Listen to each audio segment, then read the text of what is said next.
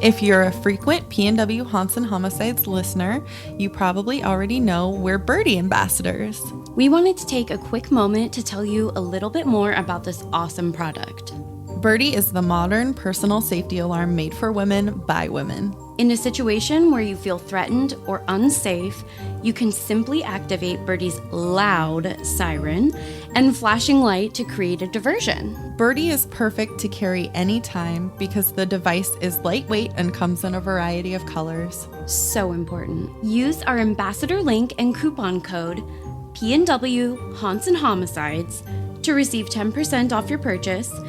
Like our social media handles, the coupon code is all spelled out, no special characters. You can find the link and promo code in our show notes or P&W Haunts and Homicides link tree.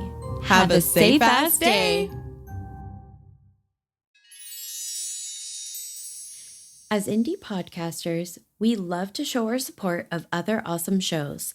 So stay tuned for the promo we've got to share with you this week. Let's show them some love. You can find their info in our show notes. And I hear them call me by my name. So I run into the kitchen to check, and there's nobody there. And I start to hear my closet door start to open. Oh, hell no. Going inside. Oh, hell no. All of a sudden, for no reason, I woke up in the middle of the night. My eyes just snapped open. And it's that strange feeling that you have when something wakes you up.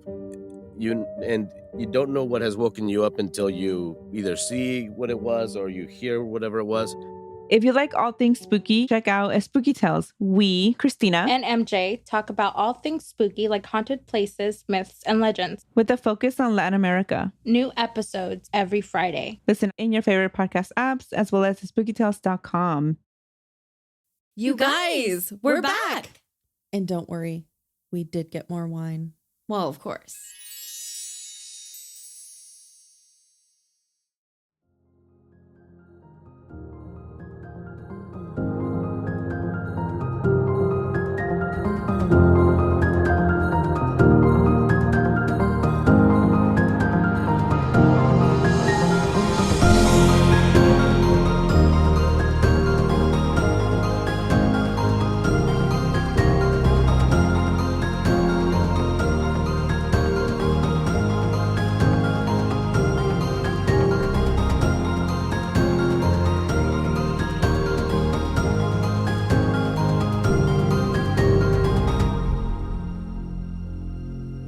Hi, Cassie. Hi, Caitlin. Hi, creepy people. Hi. Hello. Hello out there. What show is this again? P&W Haunts and Homicides. Oh my. We're going to get through the worst parts pretty quickly. And then we'll just get to talk about stuff it's not as bad, Okay. I think. Yeah. Yeah. Okay. All right. And then we get to do a tarot reading. So, it's all going to be good-ish in the end. Yeah. Hmm? Cassie does her editing magic, makes me sound like a genius. Everyone lives happily ever after. Mm-hmm. I bedazzle the fuck out of you. Oh, boy. Apparently, I need to be bedazzled. So much so that if you met Caitlin in real life, you'd be like, who am I talking to? Do you think? No. Do you think they were confused when they met me at P&W True Crime Fest? I thought you were like, do you think? Like, really? Oh, I mean, it's a serious question. No. Okay. You were an eloquent, beautiful speaker. We didn't edit one bit of the live from P&W True Crime Fest. So That's true. that was all natural. Yeah. I'm kind of like a rock where either you just apply an extreme amount of pressure and I'm either just crushed into 1,000 shards or I become something stronger. Or Like a diamond. she's like the Rock and she raises one of her eyebrows. I do that. I'm doing it right now. I was sitting on that joke ever since you said Rock and I was giggling to myself hee. I was like, rocks are not that funny, Cassie. Oh boy. Anyway. Well, I mean, we tried. We kept it lighthearted for a minute there. All right. Part 2 of Cal Coburn Brown. Agreed. On Memorial Day, May 27th of 1991, the King County Police discovered the body of a 21-year-old woman, Ms. Holly C. Washa, in the trunk of her 1985 blue Oldsmobile automobile parked in space 266 of a budget park and ride lot near the Seattle-Tacoma Airport. Because, of course, by then, they had received a telephone call from the detectives in Palm Springs. Holly was found wearing a leather jacket that was covered in blood, with the strap of her purse around her neck. In fact, by this time, the strap had managed to work its way into one of the deep slash wounds on her neck. No. I know that's probably the worst part of the description of her body when she was discovered. Yeah. Oh. I don't like it. Cal would reveal that he moved the vehicle after realizing that Holly's blood was beginning to spill out from the trunk of her vehicle. Well, yeah, I wonder why that was happening. Yeah, funny how that will happen when you slit someone's throat and leave them in a trunk. And stab them how many times? Like, I'm was not that even necessary? sure. Yeah, no, I mean, it's... Apparently, the spot that he moved the vehicle to before hopping on his flight to meet Susan, he assumed her blood would be washed away by the Seattle rain. Yikes. Yeah, I deeply, deeply hate that. On June 11th of 1991, in the King County Superior Court, Cal Coburn Brown was charged with aggravated murder in the first degree. He was arraigned on February 26th of 1992.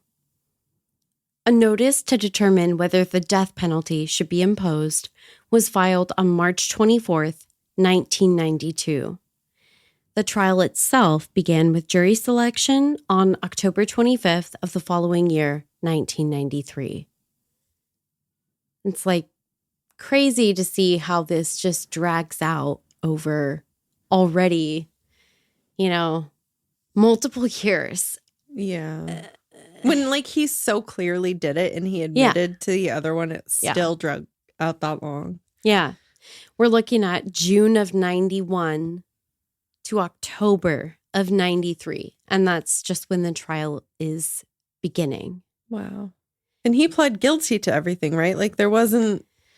Well, I mean, the tough thing about it is that you can plead guilty and still be trying to position yourself in a way that lessens your sentence. Huh. And depending on the situation, that might look differently. But the thing that's tough for me is, we get a lot of case suggestions or people sending us news updates about cases that are not yet at trial. And a lot of times you can't publicly access information about, what's happened in the case up to that point. And sadly, unless I just become an investigative journalist, I can't really do much with those until we have a little bit more, Yeah. Well, what are you doing with your life over there then, Caitlin? Come on. Yeah. Yeah, I'm going to go to law school. Okay. What? It's hard? The guilt phase of court testimony began following the Thanksgiving holiday on November 30th. Happy holidays. On December 10th of 1993, the jury returned a verdict of guilty of premeditated murder in the first degree, finding that Cal committed the murder to conceal commission of a crime or to protect or conceal his identity, and found aggravating circumstances of robbery in the first or second degree, rape in the first or second degree, and kidnapping in the first degree as well. And that takes us to the penalty phase of the trial, which began on December 15th of 1993. Seriously. What a way to liven up the holidays. Yeah, right. It's a lot. But I mean, they can't really pause because it's like, oh, it's the holiday season. We can't Yeah. try the murder. Yeah. No, I mean, it's kind of serious. So we just kind of have to keep on chug-a-lugging through. But yuck. I do feel bad for anybody that is kind of thrust upon them. Yeah. Well, like the judge and the lawyers and all the jurors during that time, like. I mean, more so for the jurors because that's not what they do in their everyday life. That's true. Whereas the judge and the lawyers, you know, while it may not always be a case that's quite this brutal, they're always, you know, working in the legal system, in the court system. Yeah. There's some, you know, tenuous string to at least like the processes and all of that. Think about it. As a juror, you're having to learn how every piece of this system works. And then also apparently you're probably sending other relatives out to do your Christmas shopping because you're a bit tied up. Dang. So I know first world problems, I get it, but I'm just saying it's a tough situation to be in from so many different angles. Yeah. That's all. Yeah. It's not a competition. Yeah. The Suffering Olympics. It's where no one wins. Right. Then on December 27th of 1993, again, seriously, just 2 days after Christmas, like, wow. It's just a lot. It's a lot. Do you think they had Christmas off? Oh, I'm sure they do. Yeah. Federal courts, you are relieved of duty, I'm sure, for all of those major holidays. Yeah. So just 2 days after Christmas, the jury returned a verdict finding there were not sufficient mitigating circumstances to merit leniency. That sounds good. Yeah, it does, right? I wasn't quite sure how you would react to that because I thought you might go, wait, what part of this whole process where are we at? What's happening? Your words confuse me, Caitlin. It is a good thing, potentially. Some people may be upset by this. Right. But not these two today. Yeah, not today. Not today, Satan. So we're in the sentencing phase at this point, penalty phase. I love it when I can find something that buttons up the court proceedings with a summary that kind of incorporates somehow both the legal jargon that my nerd brain craves, but isn't completely obtuse. Yeah. And I just have to say that at this point in my research for the case, the dopamine was severely lacking. And being able to read it and then spell it out for you guys like this, it restored the juice. Good. On January 28th, 1994, the death sentence was imposed. What? I know. And she's like, I actually knew that. I did know that, but still, when I read it, I was shocked. Yeah. Because you don't hear that a lot around here. Especially this recently, like in the 90s, you know. Well, I think the 90s were recent. They really weren't. Well, in terms of like when you're talking about precedents being set. Yeah. Because the legal system obviously is quite a bit older than we are. So recent it's all relative. So, I mean, I take your meaning. Yeah. I'm not old. Yeah. We're basically infants. In the 90s. Yeah, in the 90s. When his legal team would later appeal his sentence with the Supreme Court of Washington, the following opinion was returned in July of 1997, stating, appellant's death sentence is not disproportionate when his criminal history is considered. His record includes prior convictions for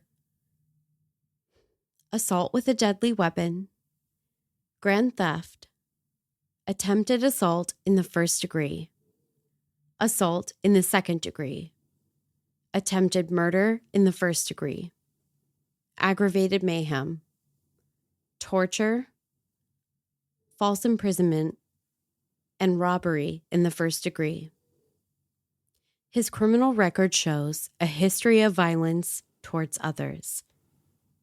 His criminal history is comparatively more extensive than that of other appellants who received the death penalty. And this is important.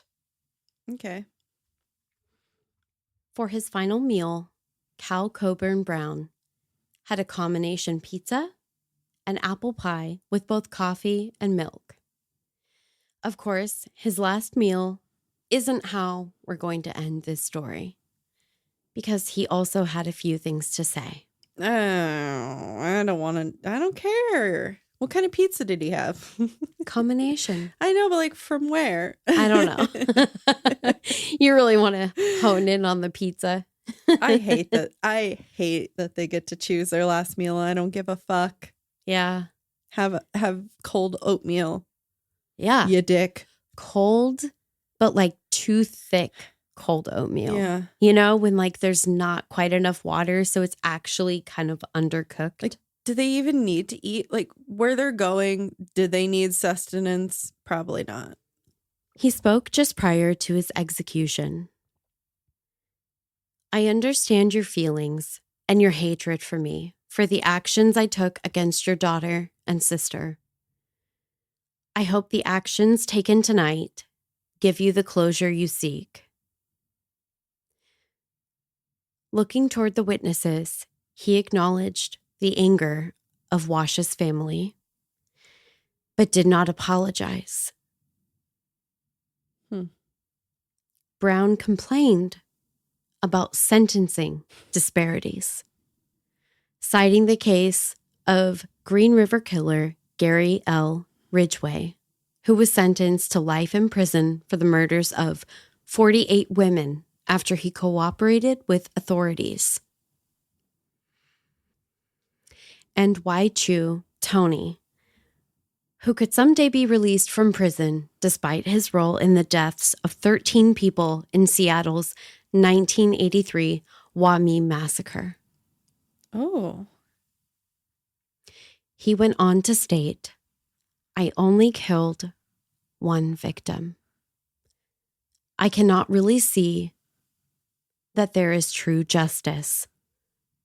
Hopefully sometime in the future, that gets straightened out. When he was done, Brown said, thank you. God bless you, and God bless my family. Thank you. I guess thank you for letting him speak. Yeah, I guess so, yeah.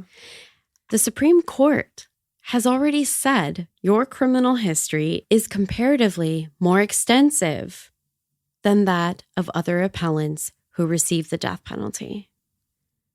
And listen, I have some complicated feelings about the death penalty. I think a lot of us do. Yeah. Cal, I'm pretty sure you did it. And I'm pretty sure that I want you to die for it. It was fucked up. But, I mean, I do see his point. Like, he did only kill one person. So, well, like, you know, it's no 48. Unfortunately. I'm being sarcastic, everybody, just so everybody knows. Oh.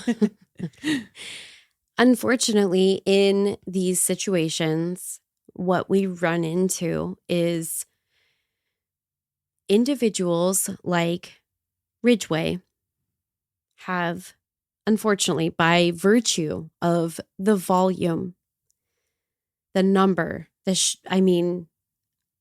absolutely overwhelming number of victims that he has, it affords him a bargaining chip.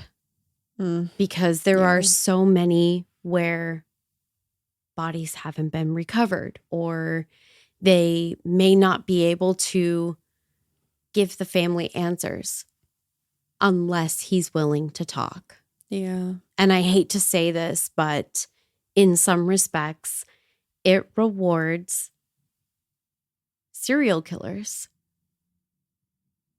Ew. If you think about it in that way. Yeah. And I hate everything about this case and about Ridgway, but just to look at it very coldly, very logically, it's unfortunate. He could have killed Susan, though. It is attempted murder. Yeah. I don't think that he didn't intend to kill her. He slit her throat. Yeah. Yeah. To think if what he would have done. Yeah. I don't want to. No, I mean, we've already talked about it with Holly, and there's no doubt in my mind that where things stopped with Susan is by happenstance. Mm-hmm. Unlike Holly's horrific ordeal, Cal Coburn Brown was dead roughly 90 seconds after being intravenously administered the 5 grams of sodium thiopental. Cal's legal team and numerous private citizens spoke up against the use of capital punishment as a moral and ethical issue. In fact, his legal team had once argued that the state's 3-drug method of lethal injection, which is a combination of an anesthetic, a paralyzer, and a heart attack-inducing drug, constituted cruel and unusual punishment and was prone to error, resulting in an ultimately temporary stay of execution from the state Supreme Court. Oh. Did they argue this before or after? Before. Oh, okay. But that's how he got the stay of execution. Oh, okay. Yeah. In July of 2010, the state switched to a singular drug method for execution, making it one of only 2 states to use the method, the other being Ohio. And of course, making the legal argument that kept him alive some additional months no longer valid reasoning to further delay his execution, at least legally speaking. If you don't like the 3-drug method and we switch to 1, you're going to have to find some peer-reviewed studies that take issue with the single drug method to get another stay of execution. Brown's execution marked the first time the state has used the single drug method of execution. He was the 78th man to be executed in Washington, and to date, Cal Coburn Brown was the last person executed in the state of Washington. Whoa. That is pretty crazy. wild. Yeah. It was crazy to me that he was the first to use that method. Yeah. But then also he was the last. Yeah. I know it's kind of a momentous sort of occurrence, which feels a little bit odd to say, but yeah. It looks as though he may end up being the final execution, as Governor Jay Inslee issued a moratorium on executions in 2014. But let's address something about this case that particularly angers me.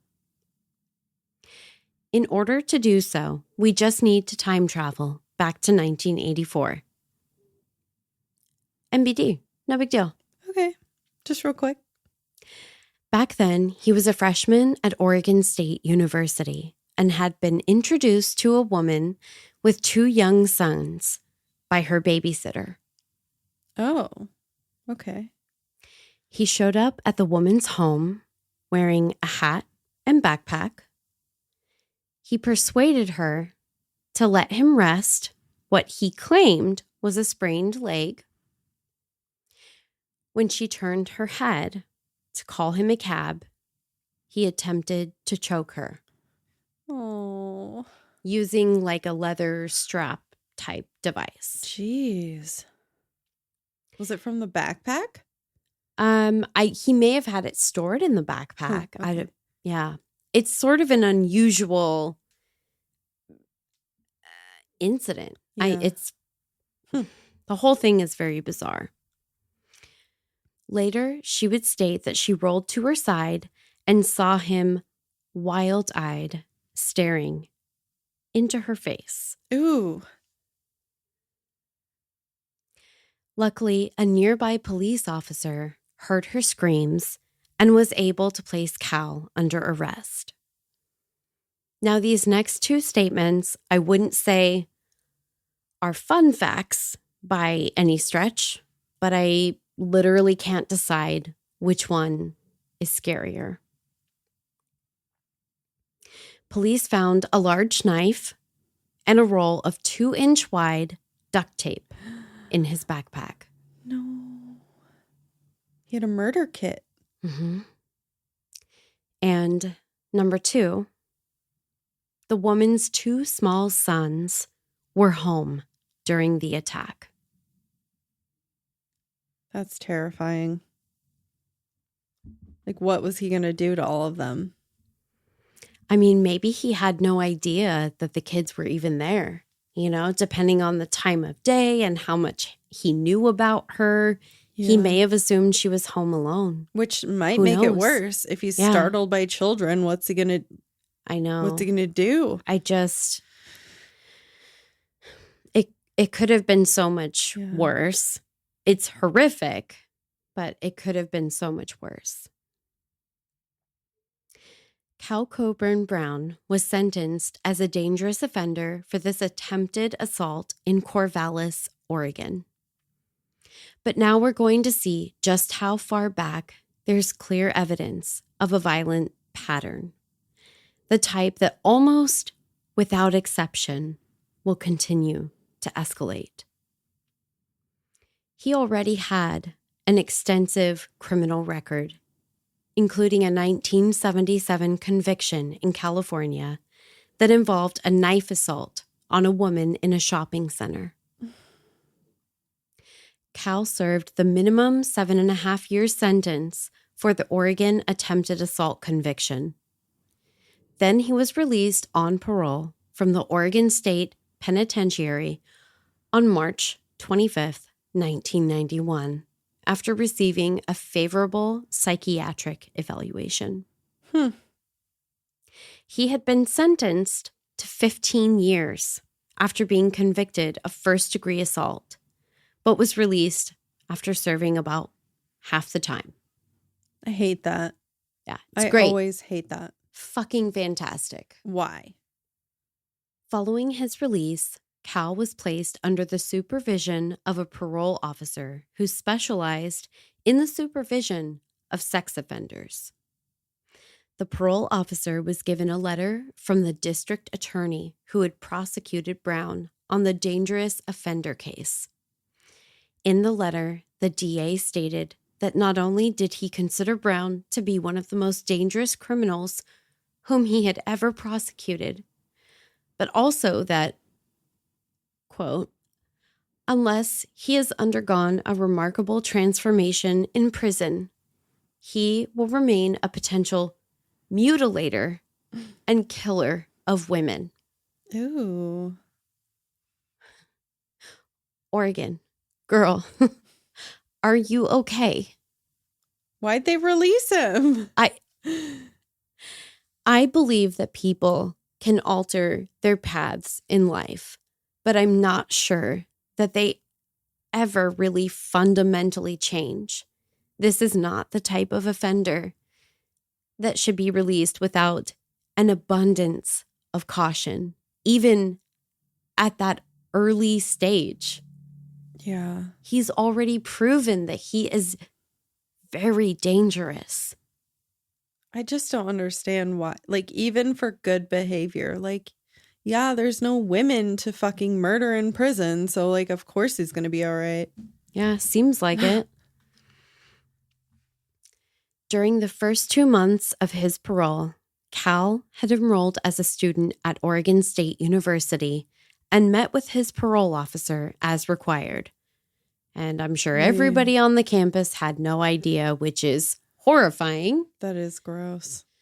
However, near the end of that period, his parole officer could not get in touch with him. So it was on May 23rd of 1991 that his parole officer requested that an arrest warrant be filed. It was on that very same day that Holly was carjacked in the parking lot of the hotel near the Seattle Tacoma airport. That's just crazy. And just makes me so angry because this is like Richard Gilmore could be a very parallel case to this. Yeah. He spent all of this time in prison and maybe now he decides that what he doesn't want to do is leave witnesses. Ugh.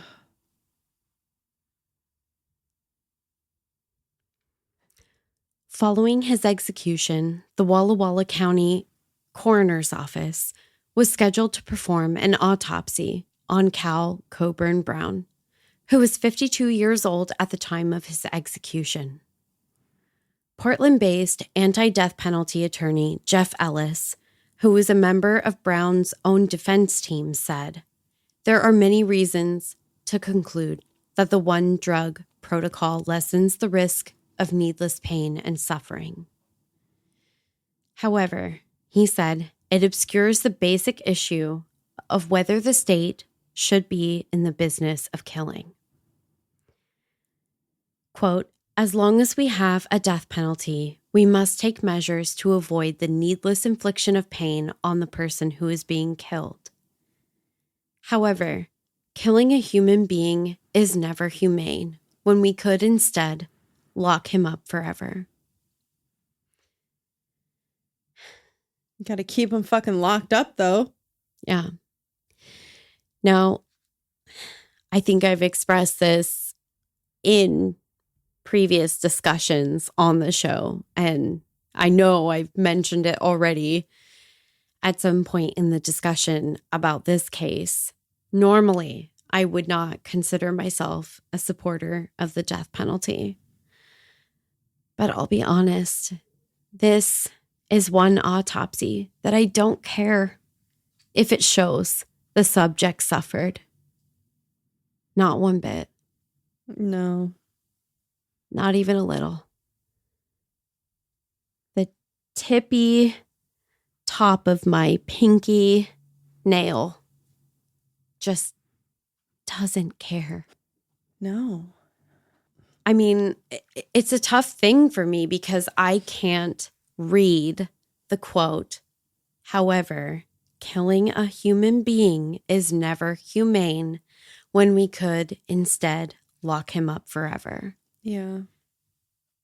And there's a part of me that wants to agree with that sentiment until I remember that Holly doesn't ever have the chance to do anything. No. Ever. Not even eat. Nothing. Like, this bitch got his last meal. Yeah. I know her family was very deeply upset that he wasn't put to death sooner. Yeah. Well, I mean, they couldn't know either that the one drug thing would pop up. Like, he got his stay in execution. Is that what you said? Yeah. They don't know for how long. Yeah. No, I mean, that's really valid. I think for them, that was a very upsetting time. I do know that I've, read about studies that show that whether you're a victim or a survivor of the victim, studies have shown that oftentimes we think that capital punishment will give us relief. It will give us a sense of peace, but they find that oftentimes it does not. Mm. So that's a hard thing to grapple with. to think that you will be able to find some peace. And, ultimately, Holly is no longer with her family. And that's something that we can't write that. So as complicated and, just there's no other way to put it, ethically complex as, issues surrounding this case are, I feel like it's time for us to get to something that we enjoy and that, I don't know, I'm hopeful that maybe there's something good in a message that, is going to come through in the cards, and that'll be for Holly. Yeah. We got this. Tarot? Tarot? Yeah. Tarot? All right. Okay. Should we do some tarot? Yeah. Playing with fire over there. Jeez. I know. Well, I really wanted to make sure that they could see in the Patreon tarot video. You guys, watch this. She's been practicing her shuffling. That was pretty good, right? That's respectable. Now you gotta do the bridge. Yeah. I don't know how to do that. So nobody's going to be hiring me at like a casino or anything, but like this is passable. Okay. Yeah. Good job. Cassie, I think we should both pick a card this time. Okay. We're going to do 2 cards. So. Yeah. I'll As let you- promised. As promised. Ladies first. Oh my gosh. We just got this card the other day. Stop it. And you made a reel of it, didn't you? I just posted a picture of it. Oh, wait, no, you I did think the you're reel, right. I 'cause did a it was reel. with the fire and stuff. Who knows? Fire. Yeah. Oh man, we were predicting the future, y'all. We drew it in reverse the other day That is so in bizarre. our interview with Jeremy. Yeah, Jeremy. from Age of Radio. Yeah. She's like, wait, which day was that? One? Yeah. Okay, I'm going to draw one. Oh, this is so precious looking. Okay, I'm going to flip it so you can see it. Can you, Vanna White? Because my arms are too T-Rexy. Oh my gosh, is that like a It's freaking darling. ferret or something? I don't know what that little guy is. It's a little like weasel dude stealing some eggs. It does look like kind of a fox. I'm not sure if it's a Yeah. weasel or. Oh, I guess so. I didn't say the card that I drew. I'm sorry. It's a 7 of Wands in reverse that I drew. And she drew the 7 of Swords in reverse. Interesting. We both got 7 cards. Interesting. Okay, I'm looking up to see what our little critter is. Yeah. Oh, this sounds darling. He's an Olympic short-tailed weasel. Oh, it's a weasel. I said a weasel. He's a weasel. He's so cute. Oh my goodness. It is awfully cute. And there's a really, I won't read the interpretation because I feel like they're not as beneficial from the P&W guidebook, but I'll get to it on the others. Huh. So I'm going to read Cassie's first. It'll sound familiar if you were on the live. It's a mountain goat on mine. Okay, so 7 of Wands in the reverse, our keywords are courage, fighting for what you believe in, and facing challenges. Interesting. Okay. The reversed 7 of Wands signifies a time of confusion. You can't decide how to handle a challenge or which direction to take to accomplish your objective.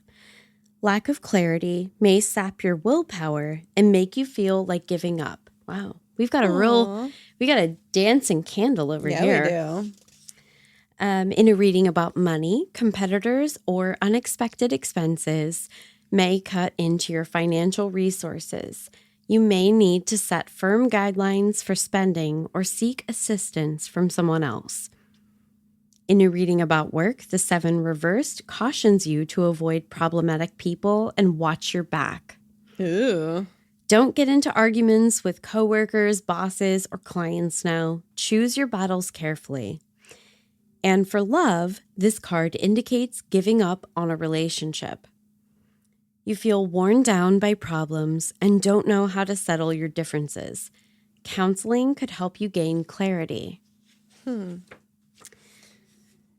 Was that the one that was like the don't give up card? It is. It's Yeah. kind of interesting because it's like there was a lot of confusion and stuff about delays in the what am I trying to say? That's The what death penalty. Yes. But the then it's state like, of don't give up. execution. Yeah.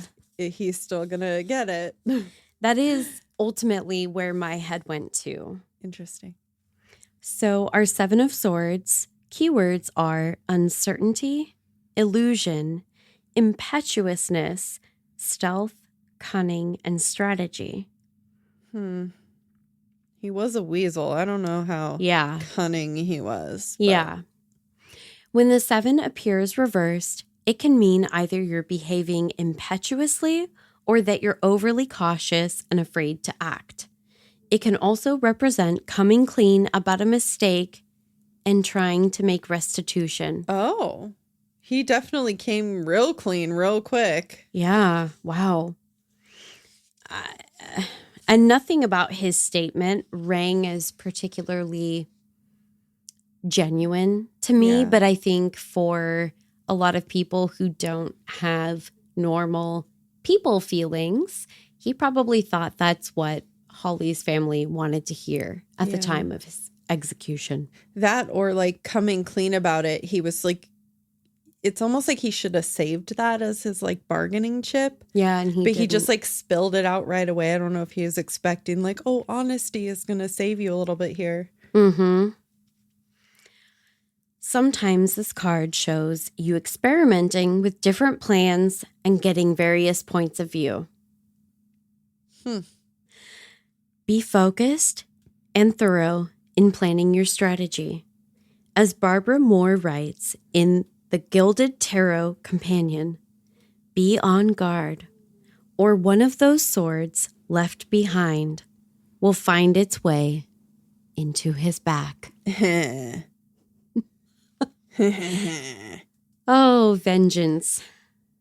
She is a tricky mistress.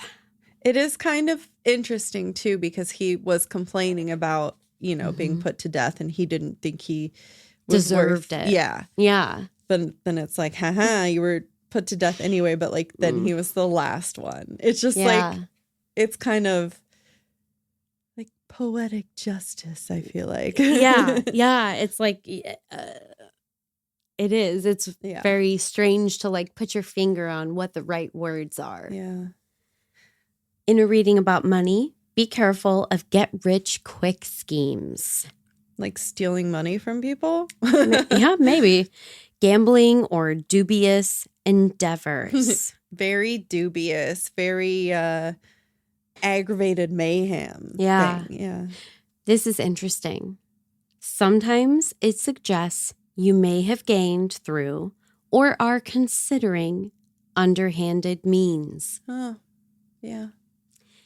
If the reading is about your job, this card can warn of dishonesty or deception in your workplace. Perhaps you'll need to separate yourself from a situation. Stay open-minded and flexible so that you can respond to changes quickly. It can also mean taking advantage of someone else. Yeah. In a reading about love, the reverse 7 can mean apologizing for a mistake or injury. Perhaps you've betrayed, hurt, or manipulated someone. However, this card can also show you assisting a partner through a challenge or warning him or her against a risky course of action. And there is an extra excerpt. Tragedy should be utilized as a source of strength. No matter what source of difficulties, how painful experiences, if we lose our hope, that's our real disaster. Aww. Cassie, I feel like that was Holly. you're going to shit yourself. Why? That quote is from His Holiness, the 14th Dalai Lama. Oh. 7 and 7. Interesting.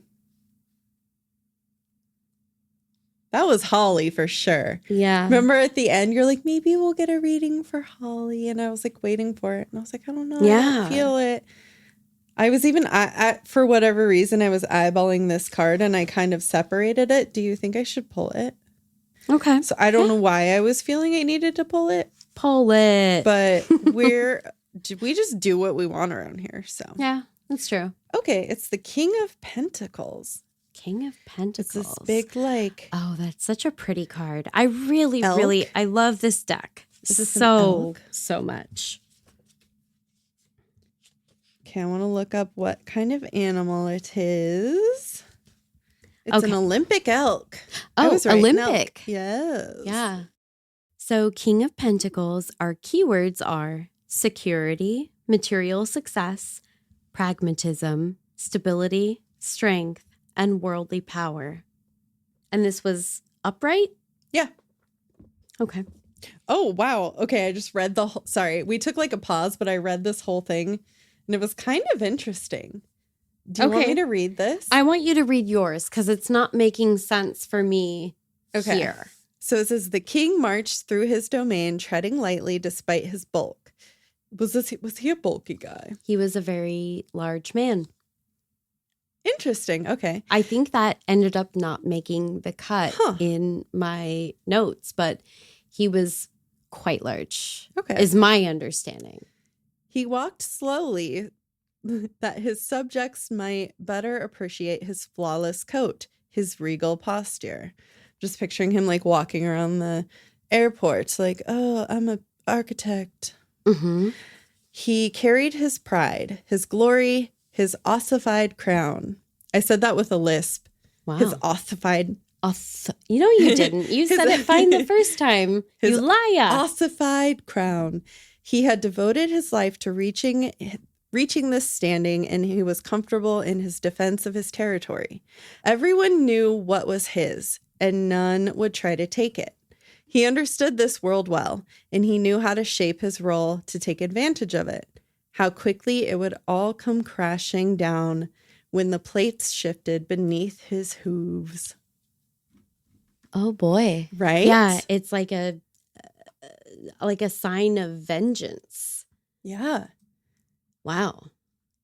It's almost like he thought he could either get away with it or just like do it in a way to where he wouldn't get put to death. Like I feel like I think that was because after skipping parole, like it seemed like he did these things very quick and he did it to people. It was very quick. immediate. It was like I'm almost like I know I'm gonna get caught. Like I want to get these things done. That sounds really bad, but but it's a very good point. yeah. And I'm just looking at some pictures just to get an idea of size. He's not a huge dude. He's not Okay. huge. He's not like oh gosh, the last case that I covered from out of Salem. yeah.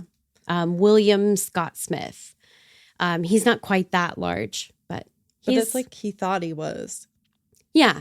And of course, you know, compared to a relatively young and petite woman like Holly, I'm sure he felt it. Mm-hmm. Well, interesting. Y'all got y'all got 3 cards. Yeah.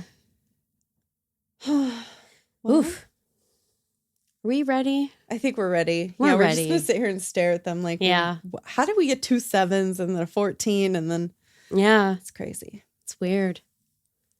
I'm a witch. Because he's a witch. Have a creepy ass day. See you next Tuesday.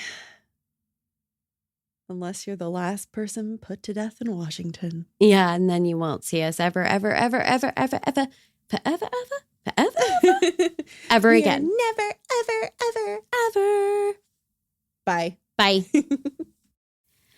So, for all of you that are listening, if you have any true crime or paranormal stories that you want us to share, maybe with the whole Pacific Northwest. Yes, we would love to read them on the pod. Yes, we will read them out loud. Not just in our heads. Yes. They don't have to be from the Pacific Northwest if you would like to share. Email us at pnwhauntsandhomicides@gmail.com. It's all spelled out, no special characters. Super duper easy peasy. Follow us on Instagram and Facebook. Same thing as the email at PNW Haunts and Homicides, all spelled out, no special characters. Please also rate and review us on whatever platform you're listening to, and check out our stories on social media because our meme game is hot. Agreed. And if you agree, like Caitlin, you can also find us on Patreon and support the show. Bitchin'.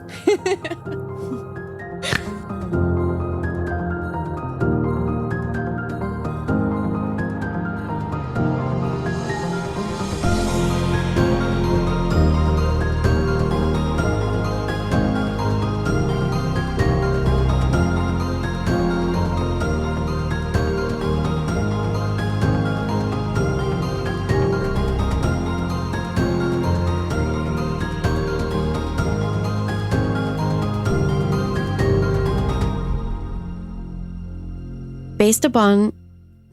Based upon. Yeah. Basting a Cinnabon.